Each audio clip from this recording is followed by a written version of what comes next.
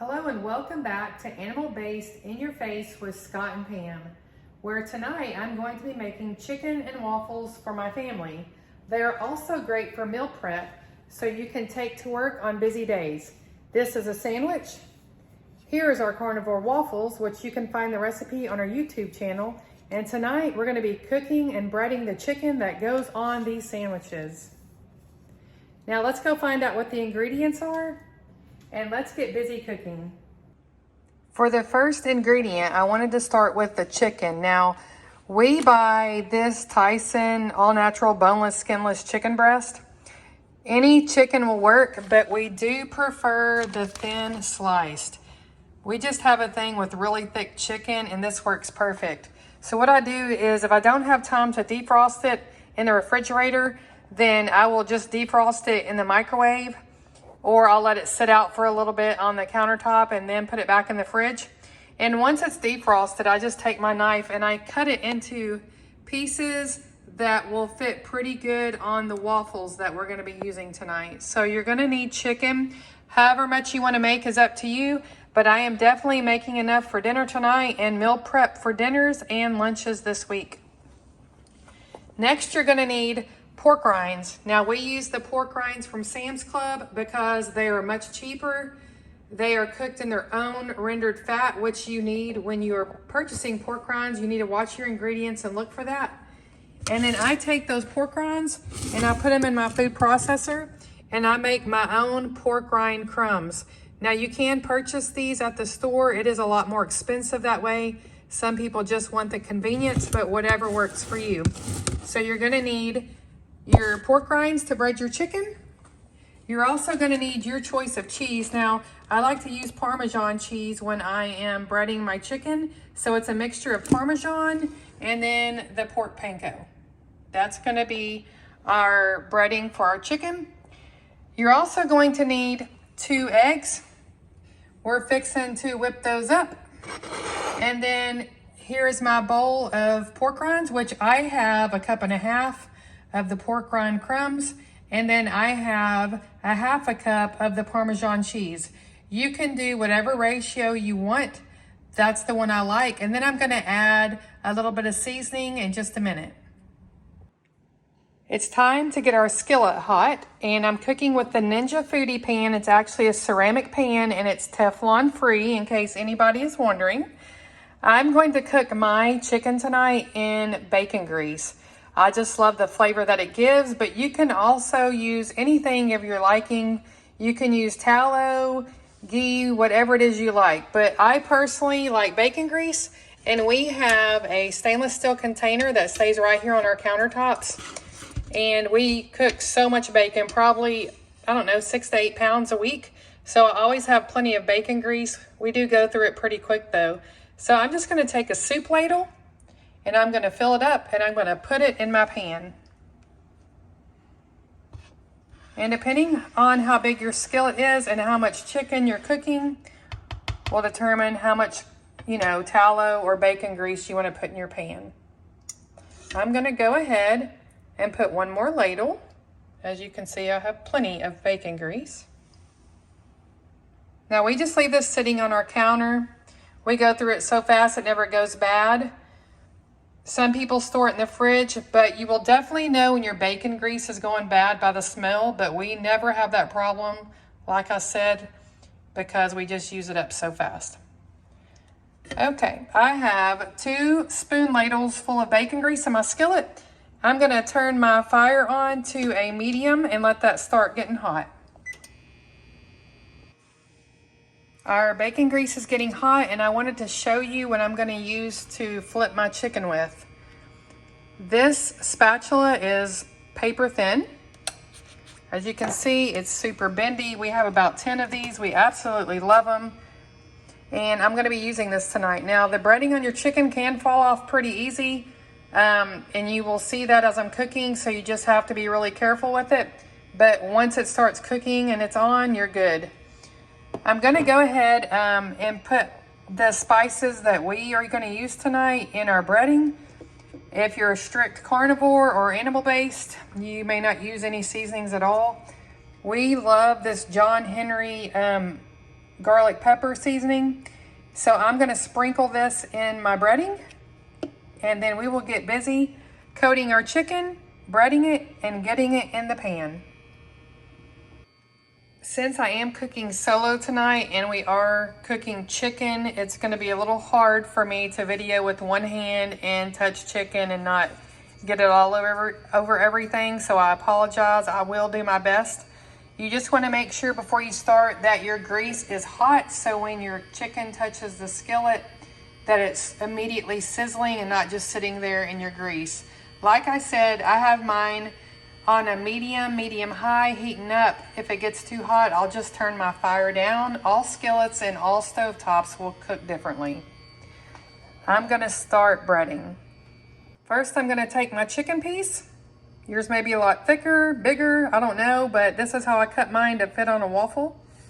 And I'm just gonna dip it in my egg mixture and coat it really good with the egg and the whipping cream. You can use buttermilk in your egg, whatever you like. And then once it's coated really good, I'm gonna take it over to my pork panko. Sorry, I had to take a quick break to wash my hands since I am touching raw chicken. I usually use a spoon and I just kind of pack it on my chicken like this. Sometimes when you flip it, if it's breaded on one side, it can come off a little bit. But there's a lot on there, so I usually shake it off, and it's gonna look about like that. I'm gonna flip it over. And even though it was laying in all those pork rinds, you can see in the cheese, it's not stuck super good. So I'm gonna go ahead and take my spoon. You can use your hand also, but I'm trying not to touch everything with raw chicken. And if you want a little bit more breading on it, and it's not thick enough for you, then just press it down. Now I'm gonna test our oil. Not quite hot enough. It didn't sizzle when I put it in, so we'll give it just a few more minutes. But you're gonna do this with all your chicken. Just take your chicken, dip it both sides in your egg mixture, and then coat it both sides in the breading. And then we'll start frying.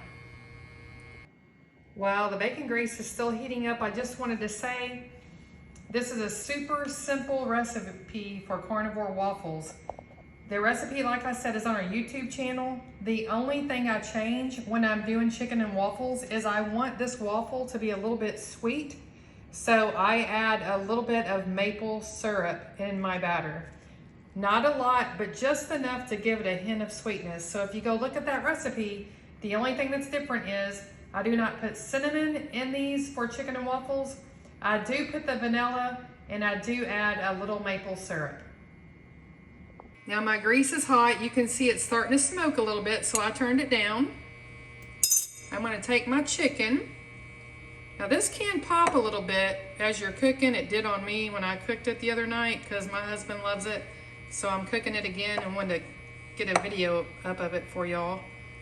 You can use one of those screens that keep it from splattering everywhere. If it's better, I have an apron on so it helps, but that's what you want your chicken to do right there. You want it to immediately start frying in the grease. I have another chicken in the skillet. Now let it cook for a few minutes on the first side. You want to make sure it's browned and ready to flip. You want to also, once you flip it, you want to make sure that your internal temperature of your chicken is 165 or greater and nothing less. We'll be flipping it in just a few minutes. Okay, I have 4 of the chicken breast, the thin cut, in the skillet. I have 2 that started a lot earlier, so I'm just flipping that over. Now look how brown that is. See how it's crunchy? That's how I want it. The trick is not to splatter yourself. And my camera's going everywhere. Like I said, I'm one-handed. Not to splatter yourself. You can use tongs, but it tears the batter off a lot easier. So a thin spatula works great for me. If you have another way that you like to do it, go for it. There's a lot of different ways you can bread chicken with different ingredients. I would love to know what you do in the comments below.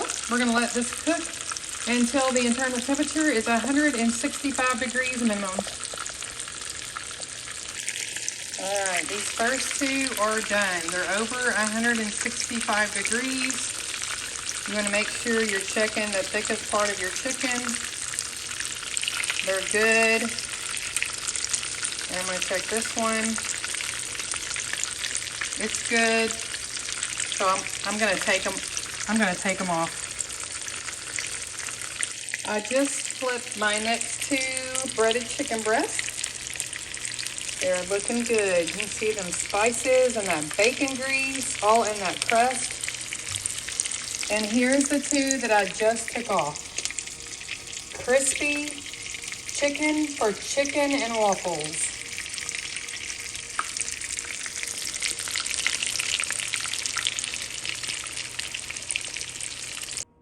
A lot of people ask us, what do we do with our old bacon grease, our dirty grease like tonight, the grease from our Blackstone griddle that we can't save? We like to take these empty pork rind containers, we keep them, and when our grease gets bad and once it's cooled down from cooking, we'll dispose of it in here and we leave it in our garage, and then once it gets full, we take it out to the trash. So there's a little tip for you from us. Now when my husband gets home, and he should be here any minute, I made these just a little bit ago. We'll just toast these in the toaster and warm them up. You can even toast them in a skillet with a little butter if you want. We'll put our chicken on top of our waffles, and then you can do your choice of mild cheddar. We have smoked Gouda by Boar's Head, and we also have the Boar's Head white American cheese. And then I have two of these big containers in my refrigerator of bacon. I deep fried it this morning. You can see that video on our YouTube channel. We use Dr. Ken Berry's method and absolutely love it. So I hope you enjoyed this recipe on how I bread my chicken for chicken and waffles. Be sure to follow us on YouTube and click subscribe. Then if you click the bell, you'll be notified when we post new recipes, and we post them weekly. We also have a Facebook support group called Animal Based in Your Face Tribe. Be sure to join that. We would love to help you on your journey to living a healthier lifestyle. Until next time.